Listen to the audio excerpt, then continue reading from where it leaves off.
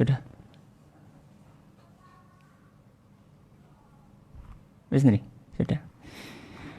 Bismillahirrahmanirrahim. Assalamualaikum warahmatullahi wabarakatuh.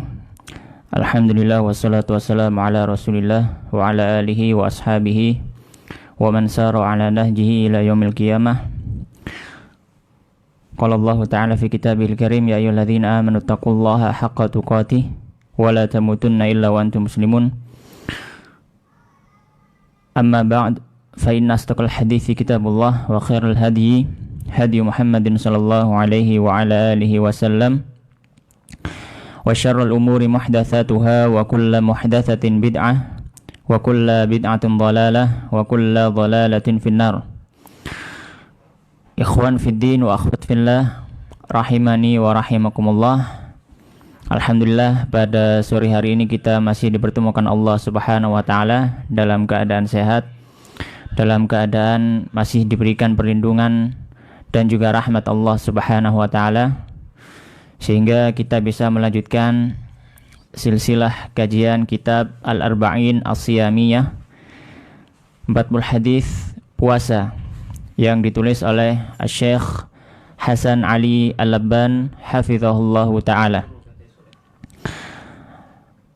Ikhwan fiddin wa akhwat fillah, rahimani wa rahimakumullah. Pada pertemuan yang pertama kemarin kita sudah membahas muqaddimah dan juga sudah membahas beberapa hadis pertama sampai hadis yang ke-7. Dan ini adalah pertemuan yang kedua. Insyaallah kita akan melanjutkan untuk mengkaji hadis yang ke-8. Faqala al-musannifu rahimahullahu ta'ala wa nafa'ana bi'ilmihi fid dharaini amin. Berkata penulis kitab, yaitu Syekh Hasan Ali Al-Labban hafizahullahu ta'ala, hadis yang ke-8. At-ta'kidu fi tarkil kadhibi wal ghibati wa jami'il munkarati lis-shaimi. At-ta'kid, penekanan, fi tarkil kadhib, untuk meninggalkan bohong, wal ghibati, dan juga ghibah. Ghibah itu adalah ngerasani gitu ya, kalau orang Jawa bilang. Wa jami'il munkarati, dan semua kemungkaran-kemungkaran, lis-shaimi, bagi orang yang berpuasa. Maka seorang yang berpuasa bukan hanya meninggalkan makan minum dan syahwatnya, maksudnya adalah syahwat jima ya, syahwat al-farj, syahwat kemaluan. Akan tetapi lebih dari itu, seorang yang berpuasa hendaknya dia juga meninggalkan perbuatan-perbuatan munkar.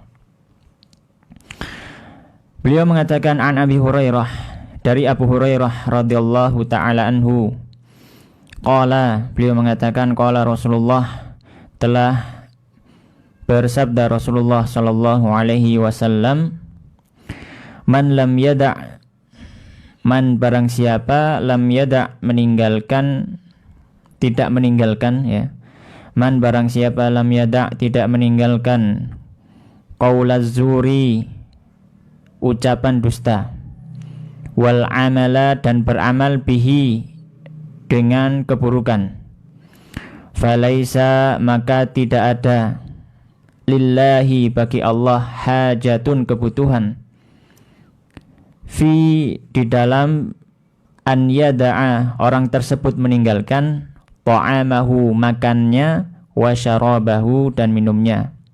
Rawahul Bukhari, diriwayatkan oleh Imam Al-Bukhari.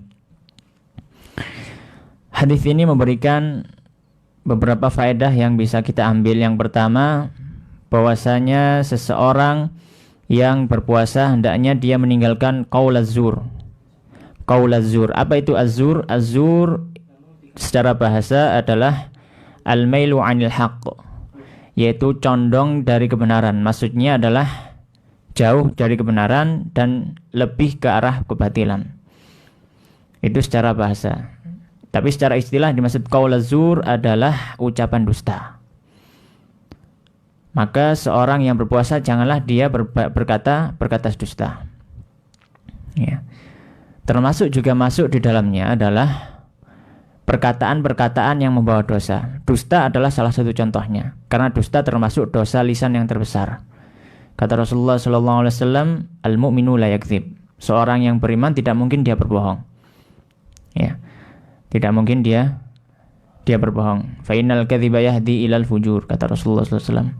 Sesungguhnya kebohongan itu akan mengarahkan kepada dosa-dosa yang lain.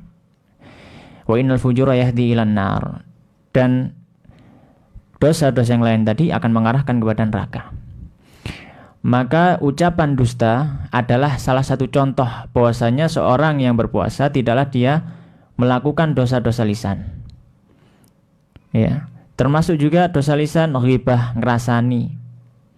Maka seorang yang berpuasa, ya, jangan dia menggibah seorang lain. Termasuk juga misalkan berkata-kata kotor. Ya, itu juga termasuk dosa lisan. Ya, ini wong Jawa ngarani mesuh gitu ya. Ya, puasa maka ditahan lisannya. Ini yang pertama. Seorang yang berpuasa hendaknya dia menjaga lisan. Wal amala bihi, dan berbuat perbuatan azur. Maksudnya perbuatan zur adalah perbuatan batil. Maka faedah yang kedua adalah seorang yang berpuasa selain meninggalkan dosa lisan, dia juga harus meninggalkan dosa anggota badan yang lainnya. Termasuk dosa sifat, dosa tangan, dosa mata dan lain sebagainya. Perbuatan-perbuatan yang mengarah kepada dosa. Kemudian faedah yang ketiga, kita tahu di sini bahwasanya berpuasa itu sebenarnya bukan mengajari kita dalam masalah mengatur perut dan juga kemaluan saja. Tapi puasa itu mengatur bagaimana cara kita untuk menjadi hamba yang benar-benar bersih, benar-benar menjadi hamba yang patuh kepada Allah Subhanahu wa taala. Makanya di sini Allah Subhanahu wa taala mengancam, atau Rasulullah sallallahu alaihi wasallam mengancam orang berpuasa. Dia memang sudah menahan makan minumnya, tidak mendatangi istrinya. Akan tetapi lisannya masih berbuat dosa. Tubuhnya yang lainnya, anggota badan yang lainnya masih berbuat dosa. Maka di sini Rasulullah mengancam, ya. Falaisa lillahi hajatun fi an yada' ta'amahu wa syarabahu. Maka kalau masih ada yang seperti itu, masih ada yang berbuat dosa, masih ada yang berkata dosa, maka Allah SWT tidak peduli terhadap puasanya. Kemudian hadis yang selanjutnya, hadis yang ke-9. Hadis yang ke-9, man du'iya ila ta'amin wa huwa sha'im. Man, barang siapa, du'iya, diundang, ila ta'amin, untuk makan. Wa huwa, sedangkan orang tersebut sha'im, sedang berpuasa. Terkadang ada kalanya ketika kita berpuasa, kemudian ada undangan untuk menghadiri walimah, menghadiri acara tasyakuran atau yang lainnya, atau diajak makan, dijamu di rumah orang lain ketika kita berpuasa sunnah. Maka bagaimana sikap kita? Maka beliau akan membawakan satu hadis yang menjelaskan perkara ini. Beliau mengatakan, an Abi Hurairah, dari Abu Hurairah radhiyallahu taala anhu, anin Nabi, dari Nabi sallallahu alaihi wa ala alihi wasallam, qala, beliau mengatakan,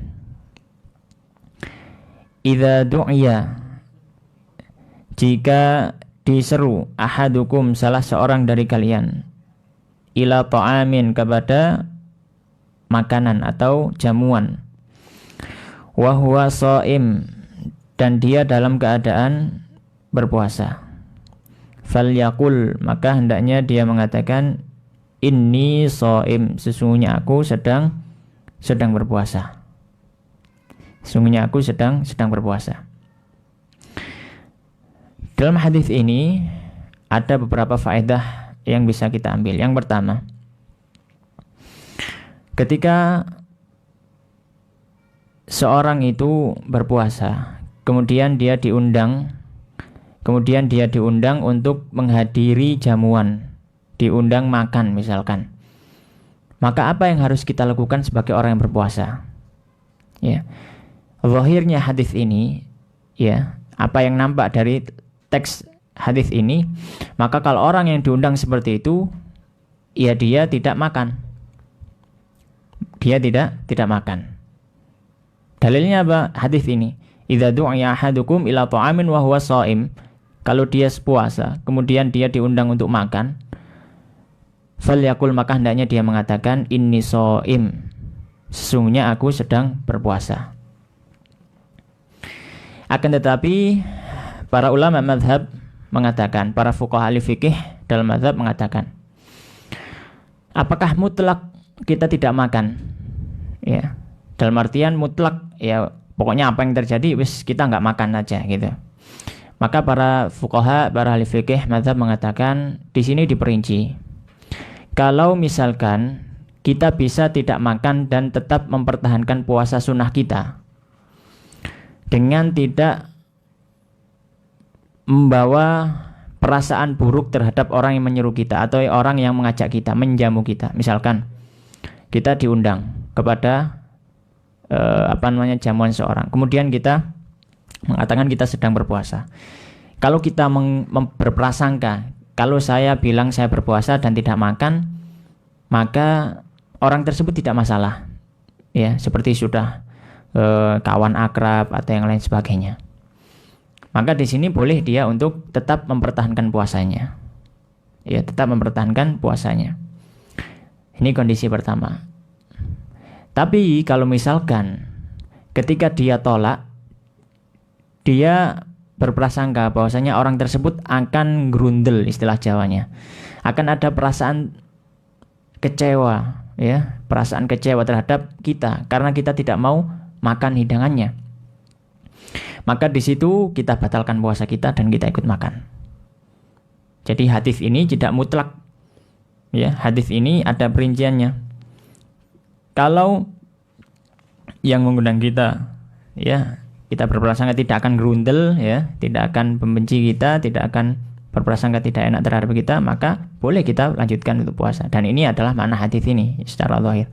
Tapi kondisi dua, kalau misalkan kita berprasangka kalau kita tidak makan, ya, tidak memakan hidangannya, maka orang tersebut akan grundel, akan berprasangka buruk terhadap kita, maka kita makan. Mengapa? Karena para ulama sepakat boleh kita membatalkan ibadah sunnah untuk kemaslahatan yang lebih banyak, ya, untuk kemaslahatan yang lebih banyak, ya.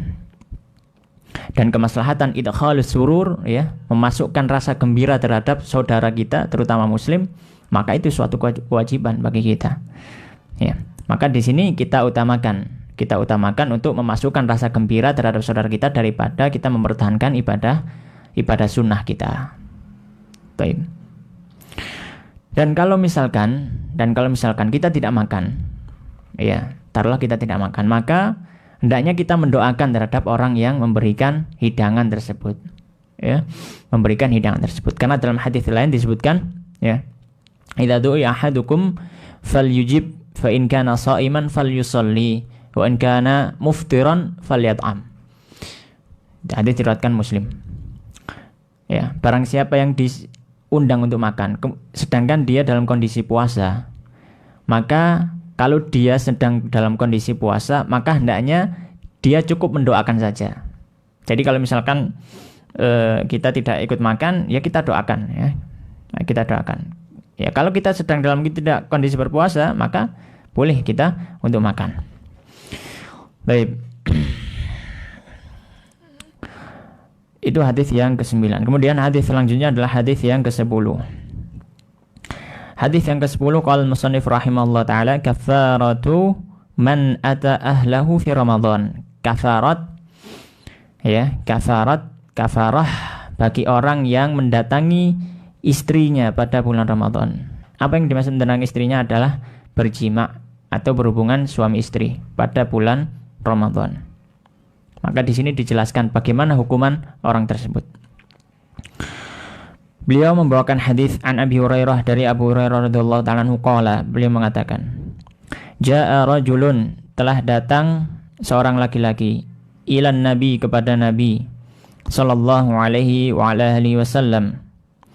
Faqala, kemudian dia mengatakan, laki-laki tadi mengatakan, halaktu, aku sudah binasa. Ya, halak tuh celaka gitu maksudnya.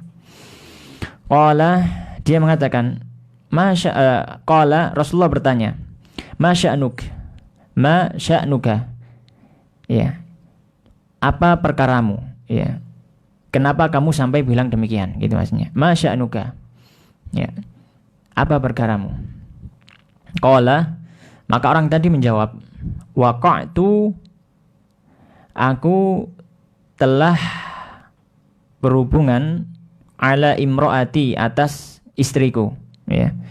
Aku berhubungan dengan istriku, ya, maksudnya berhubungan suami istri.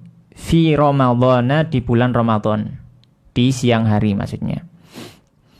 Qala, maka Rasulullah menjawab, berkata, bersabda, tastati'u, apakah kamu bisa tu'tiku, membebaskan raqabatan, satu budak. Qala, maka orang tersebut menjawab, la, tidak. Qala, kemudian Rasulullah bertanya lagi, fahal, maka apakah tastati'u, kamu mampu, antasuma, berpuasa, syahraini, 2 bulan, mutatabi'aini, berturut-turut. Qala, laki-laki tersebut menjawab, la, tidak. Qala, Rasulullah bertanya lagi, fahal tastati'u, apakah kamu bisa, antut'im, untuk memberi makan, sittina, 60 miskinan, orang miskin. Qala, orang tersebut menjawab, la, tidak. Qala, maka Rasulullah mengatakan, ijlis, duduklah. Fajalasa, maka laki-laki tersebut duduk. Fa'utiyan Nabi, maka didatangkan kepada Nabi sallallahu alaihi wa ala alihi wasallam, bi'arakin, satu keranjang. Fihi, yang di dalam keranjang tersebut, tamrun, ada kurma. Wal araku, dan al arak, al miktalud dhakhm, adalah keranjang besar. Qala, maka Rasulullah sallallahu alaihi wasallam bersabda, khudh, ambillah hadza ini, fatasaddaq, dan bersedekahlah bihi, dengannya. Qala, maka laki-laki tadi menjawab, a'ala afqara minna, apakah kepada orang yang lebih fakir daripada kami, wahai Rasulullah? Laki-laki tadi bertanya. Fadhahika, maka tertawalah Nabi sallallahu alaihi wasallam, hatta, hingga badat, tampak, nawajidhuhu, gigi geraham beliau, ya. Qala, maka Rasulullah sallallahu alaihi wasallam bersabda, at'imhu, berikan makan dengan kurma tadi, ayalaka, keluargamu. Muttafaqun alaih.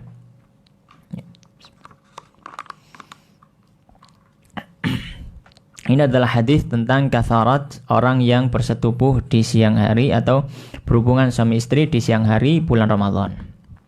Maka kita katakan, para ahli fikih dalam mazhab mengatakan, apabila seorang laki-laki dan perempuan berhubungan suami istri pada bulan Ramadan di siang hari, ya, di siang hari, bukan karena rukhsah yang lain, dalam artian bukan karena dia safar misalkan, bukan, tapi karena memang puasanya masih sah, kemudian karena jima tersebut menjadi batal, bukan karena rukhsah yang lain, maka di sini dia akan dikenai kafarah, ya, ada efek samping dari perbuatannya tersebut. Efek samping yang pertama adalah dia berdosa. Orang yang bersetubuh di siang hari bulan Ramadan, dia berdosa. Efek samping yang pertama. Efek samping yang kedua adalah orang tersebut harus menahan diri untuk tetap tidak makan, tidak minum, dan tidak melakukan pembatal puasa di hari itu sampai tenggelam matahari. Kalau misalkan dia berhubungan sama istri di jam 9 pagi misalkan, ya, kemudian selesai jam 10, maka jam 10 sampai nanti maghrib dia tetap tidak boleh makan, tidak boleh minum, meskipun puasanya sudah batal. Itu efek samping yang kedua. Efek samping yang ketiga, dia harus melakukan kafarah, menunaikan kafarah. Ya, kafarah itu pengganti dari atau hukuman dari perbuatannya tadi. Ya, perbuatannya tadi. Ya. Nah, apa bentuk kafarahnya? Kafarah yang pertama, ya, bentuk kafarahnya adalah bukan pilihan tapi urutan. Dalam artian, kalau urutan yang pertama tidak bisa, maka baru ke urutan yang kedua. Kalau ke urutan kedua tidak bisa, baru ke urutan yang ketiga. Tidak boleh langsung memilih yang ketiga, padahal dia mampu untuk melakukan yang pertama, tidak boleh. Nah, urutannya yang pertama adalah membebaskan, ya, raqabatan mu'minah, satu budak yang beriman, satu budak mukmin muslim. Ya, membebaskan satu budak mukmin muslim. Yang pertama. Kalau tidak bisa seperti hari ini, sudah nggak mungkin ada budak, maka pindah ke opsi yang kedua atau urutan yang kedua, yaitu berpuasa 2 bulan berturut-turut. Dalam artian berturut-turut, tidak boleh putus selama 2 bulan. Ya, tidak boleh putus selama 2 bulan. Ya, dan hitungan bulannya adalah dengan hitungan kalender Hijriyah, bukan kalender Masehi. Maka maksimal dia harus berpuasa 60 hari. Maksimal dia harus berpuasa 60 hari. Ya. Ya. Kemudian dia tidak bisa berpuasa misalkan karena punya penyakit, riwayat penyakit, ya, punya riwayat penyakit yang cukup parah misalkan, ya. Maka pindah ke pilihan yang ketiga. Pilihan yang ketiga adalah memberikan makan terhadap 60 orang miskin. Yang dimaksud memberikan makan ini adalah memberikan bahan makanan pokok, ya. Memberikan bahan makanan pokok, bukan matengan, itu ya. Bukan matengan. Karena dalam para fuqaha, ya, para ahli fikih mazhab mengatakan tidak ada kafarah yang bentuknya matengan, gitu ya. Jadi kafarah yang ada di dalam Islam adalah bentuknya mentahan bahan makanan pokok. Ukurannya seberapa? Ukurannya adalah 1 orang dapat 1 mud bahan makanan pokok. 1 orang dapat 1 mud. Ya, 1 mud itu sekitar 0,75 liter, ya. 0,75 liter. Ya, atau 0,75 kilogram. Ya, sekitar segituan. Itu 1 mud, ya. 1 mud bahan makanan pokok. Dan itu diberikan kepada 60 orang fakir miskin. Ya, ini adalah konsekuensi dari orang yang berhubungan suami istri di siang bulan Ramadan.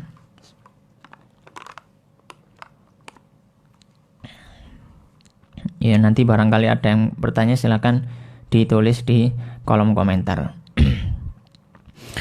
Kemudian selanjutnya hadis yang ke-11. An-nahyu 'anil wisali fi shaumi ila sahri. An-nahyu larangan, an dari al-wisali, wisol, puasa wisol. Puasa wisol itu puasa apa? Puasa nerus, gitu ya. Kalau orang Jawa mengatakan puasa nerus. Puasa nerus, puasa wisol itu puasa yang dia tidak berbuka.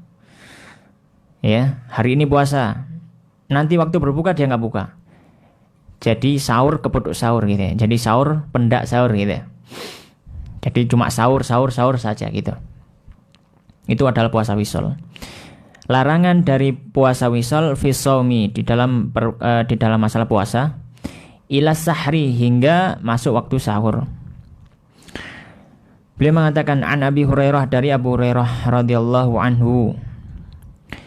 Qala, beliau mengatakan, naha, melarang Rasulullah sallallahu alaihi wasallam, anil wisali, dari wisal, dari melanjutkan fi shaumi, dalam masalah puasa, ya. Jadi Rasulullah SAW melarang terus dalam masalah puasa. Faqala lahu rajulun, maka ada seorang yang berkata kepada Rasulullah SAW, minal muslimin, dari kalangan kaum muslimin, innaka, sesungguhnya engkau, tuwasilu, melakukan puasa wisol ya Rasulullah, ya Rasulullah.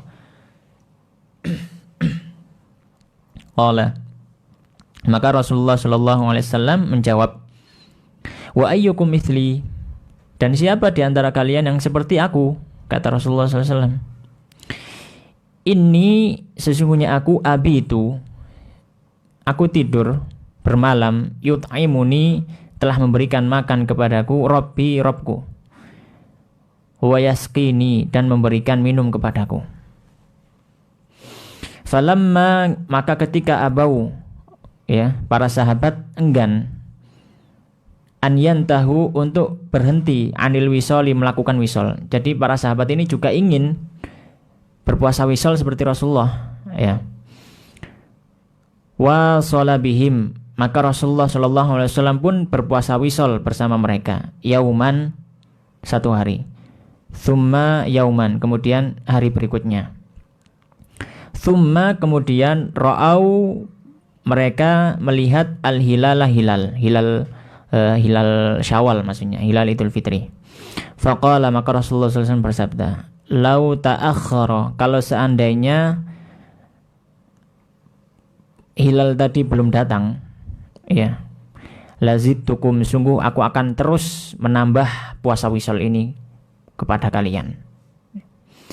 Katankili, dan ini perawi, ini bukan ucapan Rasulullah, ini perawi hadis mengatakan katankili, seolah-olah Rasulullah SAW memberikan teguran lahum, terhadap para sahabat, hina abau, ketika mereka enggan, an yantahu, untuk berhenti melakukan puasa wisol. Muttafaqun alaih. Baik. Di sini ada beberapa faedah. Faedah yang pertama adalah tentang puasa wisol. Apa itu puasa wisol? Tadi sudah kita sampaikan, yaitu puasa terus, puasa berlanjut dari sahur ke sahur tanpa makan berbuka, ya, tanpa makan berbuka. Dan ini para ulama mengatakan hukumnya adalah makruh tahrim, dalam sebagaimana dikatakan oleh para ahli fikih dalam mazhab, makruh tahrim, ya. Imam Nawawi mengatakan dalam kitabnya Al-Majmu', ya, ini yang zahir, dan juga nas dari Imam Syafi'i. Jadi makruh tahrim, yang mendekati tingkat haram, ya. Jadi puasa wisol adalah makruh tahrim, yang hampir haram. Jadi tidak boleh seorang melakukan puasa wisol, ya. Puasa wisol termasuk kekhususan Rasulullah SAW, ya. Ini yang pertama. Kemudian faedah yang kedua adalah bahwasanya terkadang asupan nutrisi rohani itu berpengaruh terhadap kekuatan fisik seseorang. Asupan rohani itu terkadang bisa berpengaruh terhadap fisik seseorang. Dalilnya mana? Dalilnya hadis ini. Rasulullah mengatakan, inni abitu yut'imuni rabbi wa yaskin. Sesungguhnya aku berbeda dengan kalian. Kalau kalian tidur, ya tidur, itu kata Rasulullah. Tapi kalau aku, meskipun aku tidur, Allah memberikan aku makan dan memberikan aku minum. Pertanyaannya, apakah memang benar-benar ketika Rasulullah tidur beliau makan dan minum secara fisik? Ya enggak. Ya, tidak ada para istri-istri Rasulullah yang meriwayatkan Rasulullah ketika tidur itu sambil makan, enggak ada. Tidur ya tidur, dia ya diam gitu ya. Tapi yang dimaksud di sini adalah memberikan makan dan minum secara rohani. Maka terkadang asupan rohani itu berpengaruh terhadap fisik. Maka kadang kita lihat ya, jadi emosi rohani seorang itu kadang berpengaruh terhadap fisik. Kadang anak, ya misalkan ada anak gelut gitu ya, atau berkelahi, ya. Karena dia saking bencinya gitu ya, kekuatannya kadang bisa berlipat, ya seperti itu, saking bencinya ya, atau saking marahnya, seperti itu ya. Jadi memang unsur rohani itu berpengaruh terhadap fisik, ya. Dan juga misalkan dari yang lain, misalkan secara medis sudah dibuktikan gitu ya, bahwasanya banyak penyakit fisik itu munculnya adalah karena apa? Karena rohani, ya, karena dia merasa was-was terus, karena dia mikir gitu ya. Akhirnya apa? Yang awalnya dia adalah masalah rohani, kemudian muncul menjadi masalah fisik. Jadi masalah rohani ya itu terkadang berpengaruh terhadap fisik. Baik. Kemudian selanjutnya adalah hadis yang ke-12. Beliau mengatakan, "Thawabu man shoma ramadhana imanan wa ihtisaban." Balasan atau ganjaran terhadap orang yang berpuasa Ramadan dengan iman dan mengharap pahala. Beliau menyampaikan an Abi Hurairah, dari Abu Hurairah radhiyallahu ta'ala anhu qala, mengatakan, qala Rasulullah, telah bersabda Rasulullah sallallahu alaihi wasallam, man shoma, barang siapa yang berpuasa Ramadan imanan, karena iman, wahtisaban, dan mengharap pahala, ghufira, diampuni, lahu, baginya, ma taqaddama, apa yang telah lalu, min dzanbihi, dari dosanya. Barang siapa berpuasa Ramadan karena iman dan mengharap pahala, maka dia akan diampuni dosa yang telah lalu. Di sini ada beberapa faedah yang bisa kita ambil. Faedah yang pertama adalah bahwasanya seorang yang berpuasa Ramadan, kalau dia berpuasanya karena iman, ya, karena iman, ya, bukan karena paksaan. Karena ada terkadang paksa gitu ya. Karena iman, dia tergerak karena imannya. Dia menahan lapar dan dahaga karena imannya. Wahtisaban, dan mengharap pahala. Dalam artian dia puasa itu dengan niat. Makanya dalam rukun puasa wajib, puasa Ramadan, tidak boleh orang tidak berpuasa tanpa niat, tidak boleh. Ya. Maka ihtisaban di sini bisa juga diarahkan, ditafsirkan masalah niat. Dengan iman dan juga punya niat untuk mengharap pahala Allah SWT, maka dia akan diampuni dosanya. Itu faedah yang pertama. Faedah yang pertama, puasa itu harus dengan iman dan juga mengharap pahala. Faedah yang kedua adalah dalam hadis ini juga menunjukkan bahwasanya orang mengharap pahala dari Allah SWT dan juga mengharap apa yang dijanjikan Allah Subhanahu wa taala, itu bukan menafikan atau berlawanan dengan sifat ikhlas. Ya. Bukan berlawanan dengan sifat ikhlas. Misalkan ada orang ibadah. Saya ibadah supaya apa? Saya berharap supaya dapat pahala. Maka kita katakan orang ini ikhlas selama benar apa yang dia katakan. Bukan dikatakan, oh berarti kamu gak ikhlas. Kenapa? Karena kamu masih mengharap yang lain selain Allah. Pahala kan selain Allah, gitu kan. Maka ini adalah was-was. Kita katakan orang tersebut mendapat pahala. Kenapa? Karena janji Allah SWT itu juga berarti dia secara tidak langsung juga sudah berharap kepada Allah SWT. Ya. Kalau dia tidak ada rasa harap terhadap Allah, tidak mungkin dia berharap kepada janji yang diberikan Allah SWT. Ya. Baik. Jadi berharap terhadap sesuatu yang dijanjikan Allah SWT, seperti surga, seperti takut neraka, ya, seperti dapat pahala, ini bukan menafikan atau bukan berlawanan dengan sifat ikhlas. Itu faedah yang kedua. Faedah yang ketiga, yang dimaksud ufirallahu ma taqaddama min dzambih, bukan dosa-dosa yang sudah lalu sejak dia balik sampai hari itu, tidak, ya, tapi dosa-dosa yang telah lalu hingga Ramadan yang sebelumnya. Ya, dalilnya adalah hadis yang lain, ya. Ya. Wa Ramadhana ila Ramadhan yukaffiru ma bainahuma. Ya.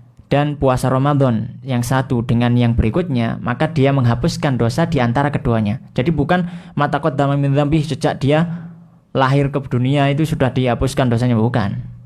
Tapi adalah jarak antara Ramadannya hari itu dengan Ramadan di tahun sebelumnya. Baik, kemudian yang selanjutnya, hadis yang ke-13. Jawazu shaumi fis safar, bolehnya berpuasa ketika safar. liman terhadap orang ya qadara alaihi atau qadira alaihi yang mampu untuk berpuasa. Baik. Beliau mengatakan an Aisyah dari Bunda Aisyah radhiyallahu taala anha, zaujin Nabi, istri Nabi sallallahu alaihi wasallam. Anna bahwasanya Hamzah bin Amr al-Aslami radhiyallahu taala anhu qala, beliau mengatakan lin Nabi terhadap Nabi sallallahu alaihi wasallam, a'asumu apakah aku tetap berpuasa fi safari ketika aku safar?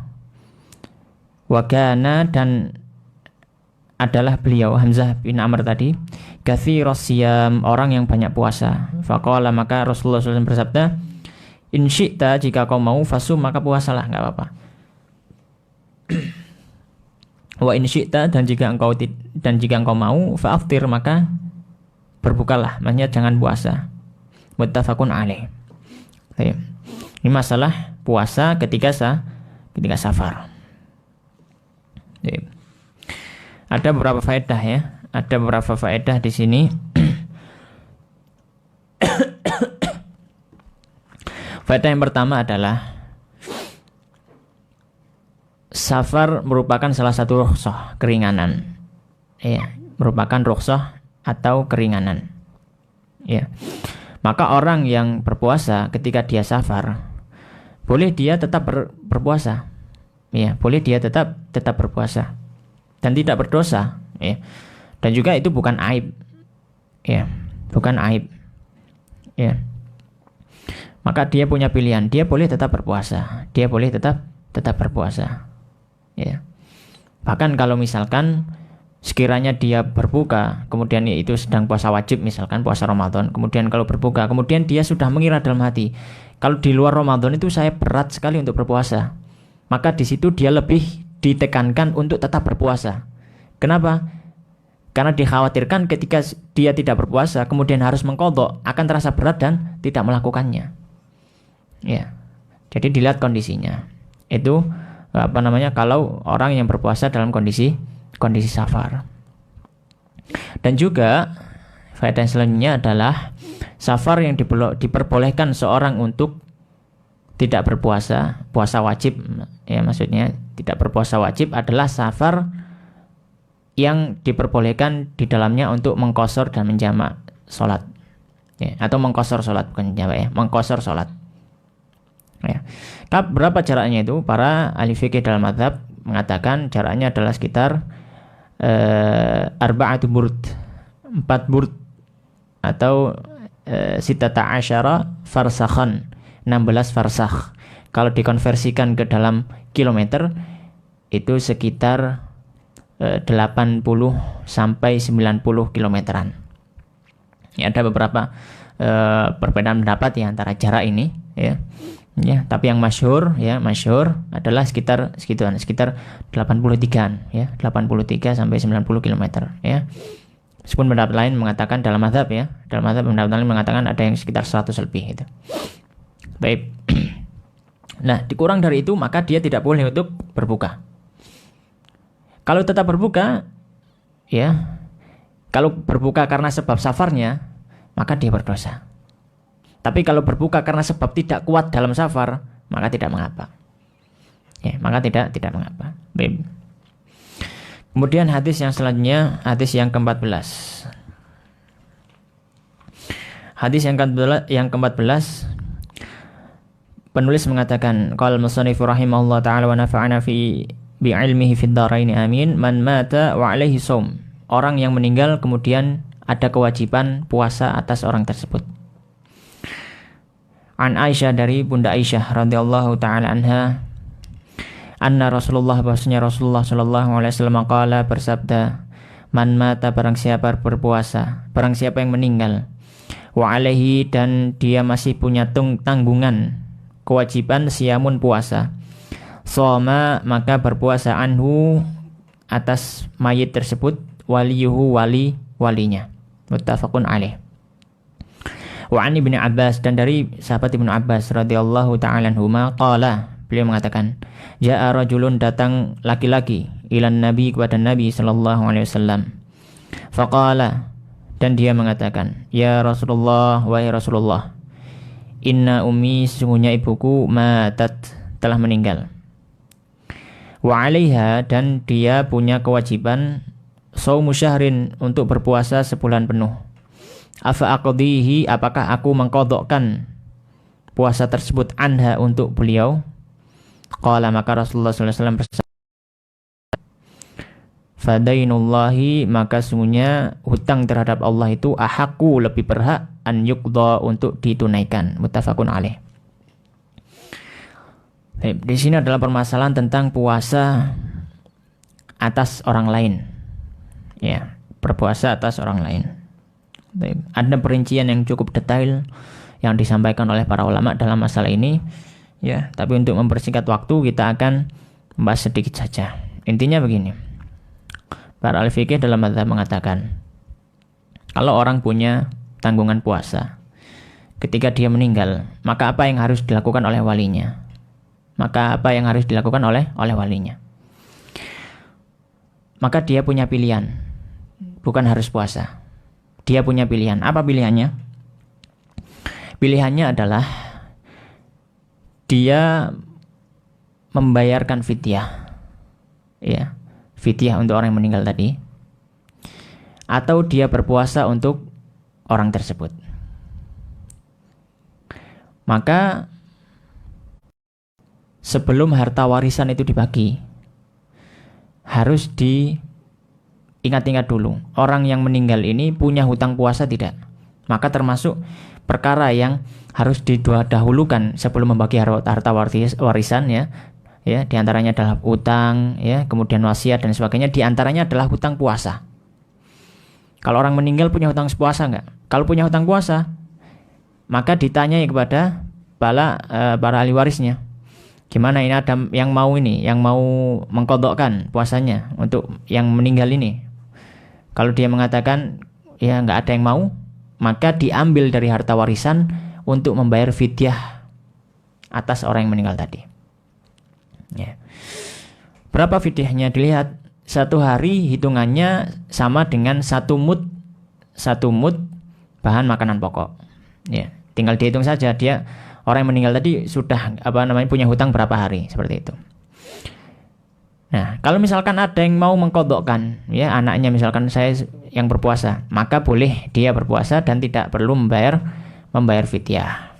Ya, ini secara singkat seperti itu. Tapi ada bahasan rinci itu masuk dalam ranah dalam pembahasan ilmu fikih. Baik. Apa ada yang bertanya? Nggak ada. Kalau nggak ada kita lanjut aja sampai hadis 20 insyaallah. Baik, kemudian hadis yang ke-15. Jawazu shaumin nafilah. Mungkin Mas Andri bisa dilihatkan yang di sini nanti ya. Ada yang tanya. Baik. Hadis yang ke-15. Jawazu shaumin nafilah. Kebolehan berpuasa sunnah biniyatin, dengan niat min dari an-nahari, siang hari. Wa jawazu, dan bolehnya qat'i, memutus, membatalkan shaumin nafilah, puasa sunnah, ba'da syuru'i, setelah dia memulai fihi, di dalam puasanya.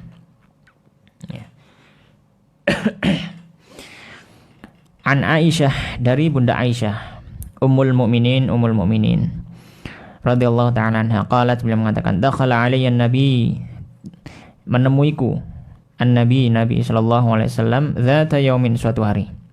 Faqala, kemudian beliau bersabda, hal indakum syai', apakah kalian memiliki sesuatu? Faqulna, maka kami menjawab, la, tidak. Qala, kemudian beliau bersabda, fa inni, sungguhnya aku, idzan, kalau begitu, shaimun, berpuasa hari ini. Tsumma, kemudian, atana, beliau datang lagi kepada kami, yauman, pada hari akhir yang lain. Maka kami berkata, ya Rasulullah, wa Rasulullah, dia lana, kami diberi hadiah, haisun, hais itu jenis makanan hais. Faqala, maka Rasulullah bersabda, arinihi, mana, ya, datangkan padaku. falaqad, maka sungguh asbahtu, pagi hari ini, shaiman, aku berpuasa sebenarnya. Fa'akala, kemudian beliau makan. Rawahu Muslim.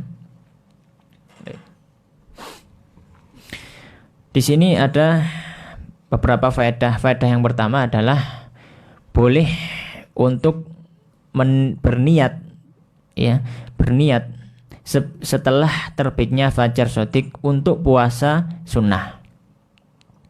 Berbeda halnya dengan puasa wajib. Kalau puasa wajib dia harus untuk berniat sebelum terbitnya fajar shodiq. Ya.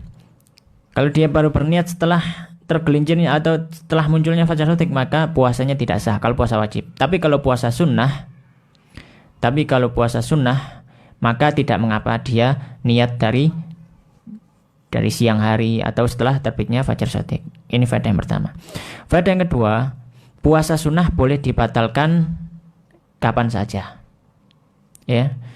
Boleh dibatalkan kapan saja kalau ada kebutuhan di situ. Ya. Dan ibadah sunnah juga boleh dibatalkan. Seperti sholat sunnah, kalau misalkan ada hajat kebutuhan yang lain, oke, boleh dibatalkan. Ya.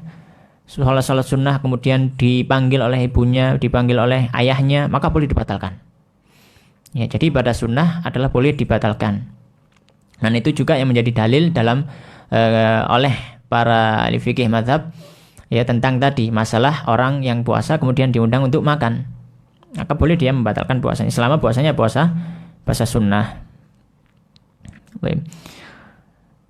Kemudian yang selanjutnya hadis yang ke-16. As-shaimu, orang yang berpuasa, yusbihu junuban, berada di pagi hari dalam kondisi junub.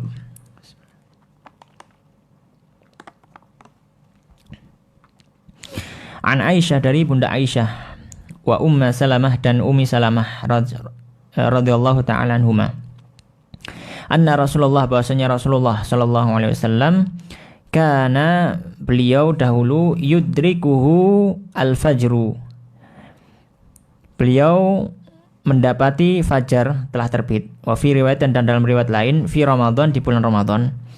Wa huwa junubun, dan beliau dalam kondisi junub, min ahlihi, karena istrinya, maksudnya habis berhubungan suami istri. Tsumma yaghtasilu, kemudian beliau mandi, wa yasumu, dan berpuasa. Muttafaqun alaih. Wa an Aisyah, dan dari Aisyah radhiyallahu ta'ala anha, qalat, beliau mengatakan, sana'a, telah membuat atau melakukan atau berbuat, ya, Nabi sallallahu alaihi wasallam syai'an, suatu, maksudnya berhubungan suami istri, gitu ya, berhubungan suami istri pada malam hari di bulan Ramadan. Farakhasa fi, kemudian maka beliau memberikan rukhsah, keringanan untuknya. Fantanazzaha anhu, maka ada yang tidak mau melakukannya, kaumun, dari satu kaum, ya, beberapa orang merasa, masa Ramadan kok berhubungan sama istri, itu meskipun malam hari. Fabalagha dzalika, maka hal tersebut sampai kepada Nabi sallallahu alaihi wasallam. Fa khataba, maka beliau berkhutbah. Fa hamidallah, dan memuji Allah. Tsumma qala, kemudian bersabda, ma balu aqwamin, ya, apa urusan beberapa orang, yatanazzahuna, yang mereka enggan, anisyai, dari sesuatu, asna'hu, yang aku lakukannya. Fa wallahi, maka demi Allah, inni la'a'lamuhum, aku lebih mengetahui daripada mereka, billahi, terhadap Allah Subhanahu wa taala, wa asyadduhum, dan lebih lahu, ya, dan lebih kepada Allah Subhanahu wa taala, khasyatan, khusyuknya, lebih khusyuk, ya, kepada Allah Subhanahu wa taala daripada mereka. Muttafaqun alaih. Baik. Di sini ada faedah bahwasanya orang ketika di malam hari bulan Ramadan boleh dia berhubungan suami istri. Ya, itu termasuk keringanan, ya, termasuk rahmat Allah Subhanahu wa taala, ya. Jadi syahwat kita tidak ditahan selama satu hari full, ya, 24 jam tidak, tapi di siang hari saja. Adapun di malam hari boleh kita untuk melakukan hubungan suami istri di bulan Ramadan, ya. Dan apakah harus mandi, harus bersuci setelah berhubungan suami istri sebelum terbitnya fajar? Maka tidak harus, ya, tidak harus, ya. Meskipun dia masih dalam kondisi junub, kemudian sahur, kemudian azan baru mandi, boleh, ya. Dan itu termasuk kemurahan Allah Subhanahu wa taala terhadap kita kaum muslimin. Ya. Faedah yang selanjutnya adalah janganlah kita menjadi orang yang berlebihan dalam beribadah kepada Allah Subhanahu wa taala sehingga melebihi apa yang dicontohkan oleh Rasulullah sallallahu alaihi wasallam. Rasulullah sallallahu alaihi wasallam bersabda dalam satu hadis, halakal mutanatti'un. Ya. Celakalah orang yang berlebihan dalam agama. Dalam riwayat lain Rasulullah SAW juga bersabda dalam satu hadis, ya, la yushaddu hadzal din illa ghalabah.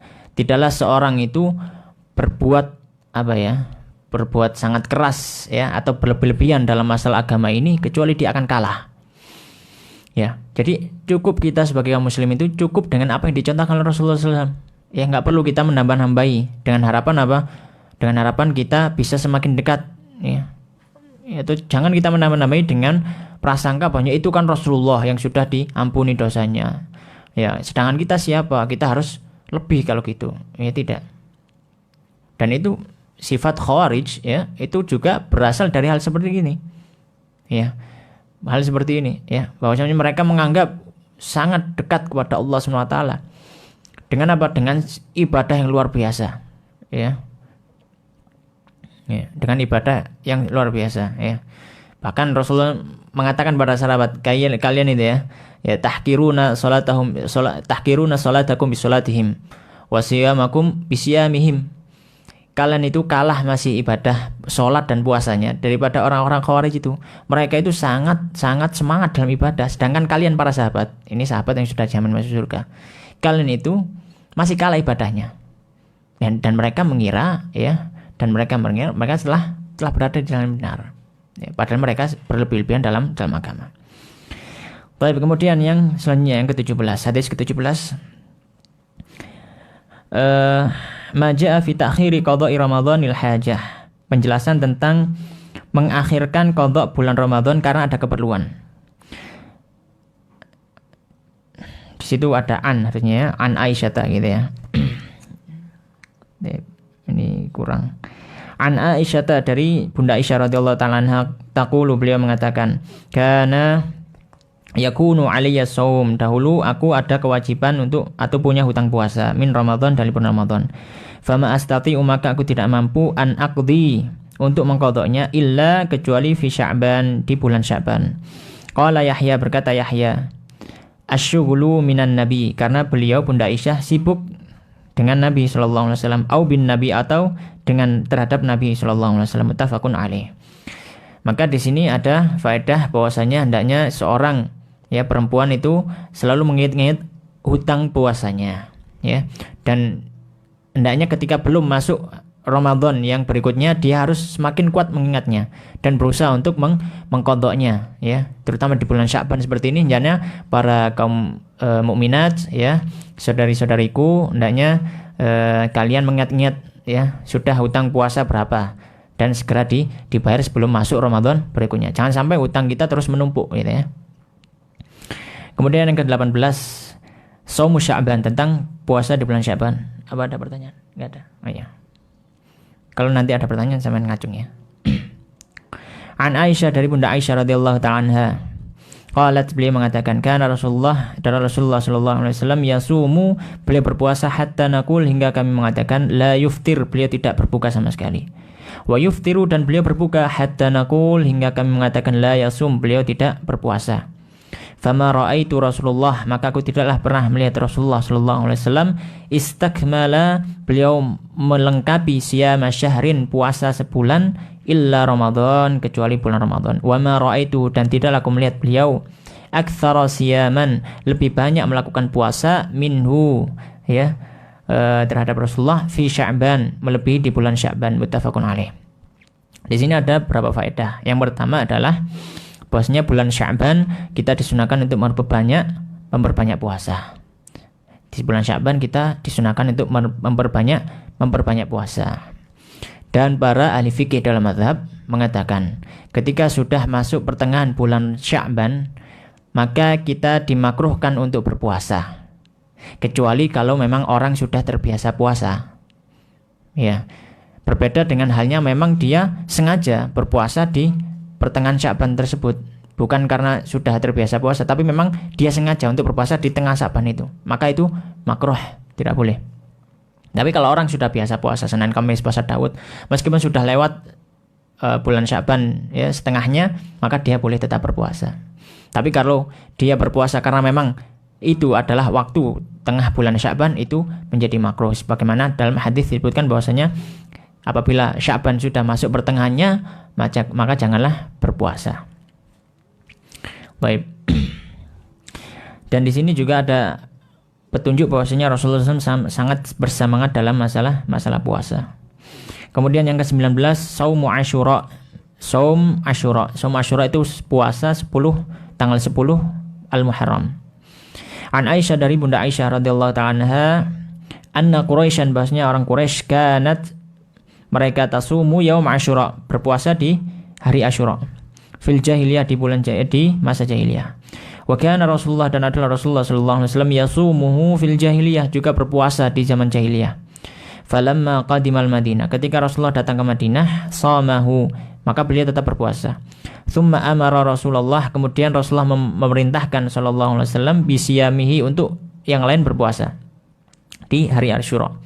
Hatta furidhu Ramadan, hingga diwajibkan puasa Ramadan. Faqala Rasulullah, maka Rasulullah sallallahu alaihi wasallam bersabda, man syaa'a falyasum, barang siapa yang mau berpuasa silakan berpuasa di hari Asyura. Wa man syaa'a aftar, barang siapa yang mau untuk berbuka tidak berpuasa maka silakan. Muttafaqun alaih.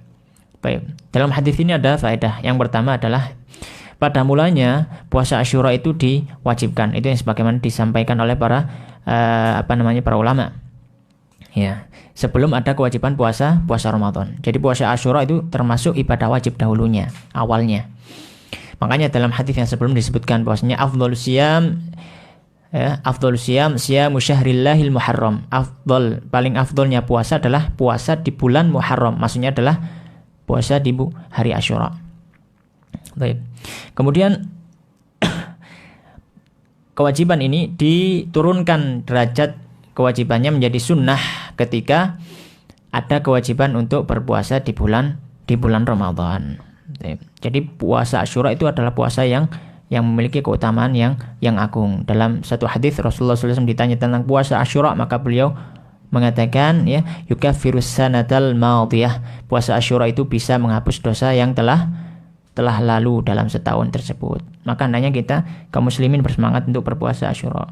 Kemudian hadis yang terakhir, hadis yang ke-20. Judulnya masih sama, Saumu Asyura, puasa Asyura. An Abdullah, dari Abdullah ibn Abbas radhiyallahu ta'ala anhuma, qala, beliau mengatakan, hina shoma Rasulullah, ketika Rasulullah sallallahu alaihi wasallam berpuasa yaum Asyura, di hari Asyura. Qalu, mereka mengatakan, ya Rasulullah, wahai Rasulullah, innahu yaumun, sungguhnya hari Asyura itu adalah satu hari tu'azzimuhul yahud, yang mana diagungkan oleh orang Yahudi, wan Nasara, dan Nasrani.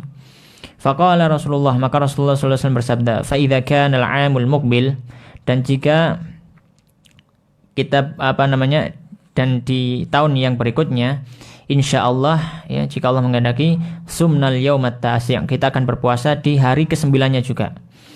Qala, maka perawi atau Abdullah bin Abbas mengatakan, falam ya'til 'amul muqbil, maka tidaklah datang tahun berikutnya, hatta tuwfiya Rasulullah, hingga Rasulullah sallallahu alaihi wasallam wafat. Rawahu Muslim. Wa anhu, dan juga dari Abdullah bin Abbas, qala, beliau mengatakan, ma ra'aitu, tidaklah aku melihat an-nabi sallallahu alaihi wasallam yataharra, ya, bermaksud untuk siyama yaumin, berpuasa di satu hari, faddalahu, yang lebih dia utamakan, ala ghairi, atas selain hari tersebut, illa hadzal yaum, kecuali hari ini, yaitu hari Asyura, yauma Asyura. Wa hadzal syahru, dan bulan ini, yakni syahru Ramadan, yaitu bulan Ramadan. Muttafaqun alaih, ya, muttafaqun alaih.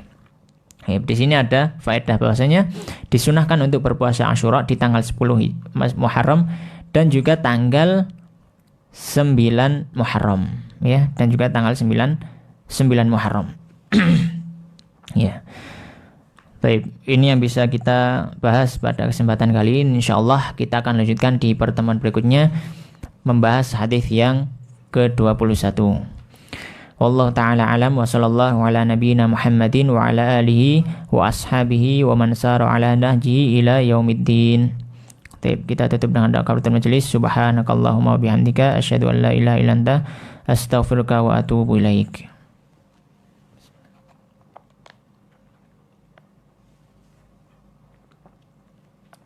Hingga pakai tenan nanti.